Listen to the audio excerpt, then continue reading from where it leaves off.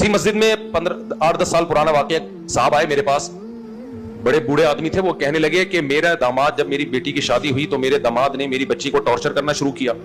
इतना टॉर्चर, लड़कियों में वो कम वक्त इन्वॉल्व था दामाद, और शराब कबाब में वो उल्टी सीधी। कह रहे हैं अब हमें जब पता चला तो हमने तो बुजुर्गों से यही सुन रखा था कि सबर का फल मीठा होता है। सबर का फल क्या होता है बोलो? मीठा। तो हमने बदतमीज दामाद को बर्दाश्त किया। जहां गए यही नसीहत मिली, सबर का फल क्या होता है?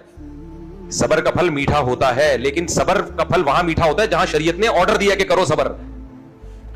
जून जुलाई में रोजा रखो, सबर करो, प्यास लगे सबर करो, उसका फल मीठा होगा, आखिरत में भी सवाब मिलेगा, इफ्तारी का भी मजा आएगा।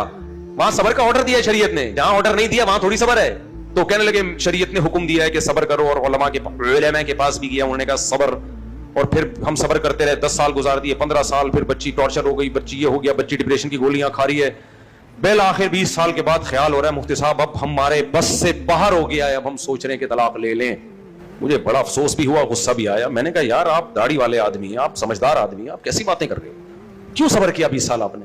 और बच्ची को डिप्रेशन का मरीज बना दिया, वो गोलियां खा रही है, वो रातों को उठ के चीखें मारती है, वो सर दीवारों से जाके मार रही है। शादी कौन करेगा उससे? अब कोई करेगा शादी? मैंने कहा तलाक तो लो, मैं उससे मना नहीं कर रहा, क्योंकि इससे तो बेहतर है अकेले रह ले। वो कह रहे नहीं हमारी खानदान में तलाक नहीं है, बेटियां जाती हैं तो तलाक लेके नहीं आती, हमारा परंपरा और हमारी। मैंने कहा ले लो खानदान, अब खानदान क्या कहेगा, बेटी का बेड़ा गर्क कर दिया।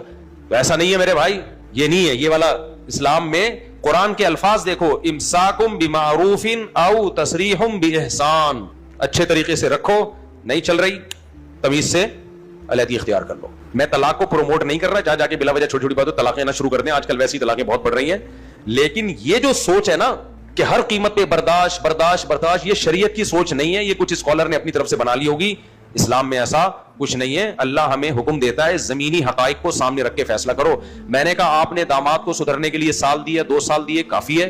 साल या 2 साल में नहीं सुधरा, ग्राउंड रियलिटी कह रही है कि अब चांस नहीं है सुधरने का। बाकी 1 लाखों में किसी एक को अल्लाह तौबा की तौफीक दे दे, वो अल्लाह का काम है, वो हमारा काम नहीं है।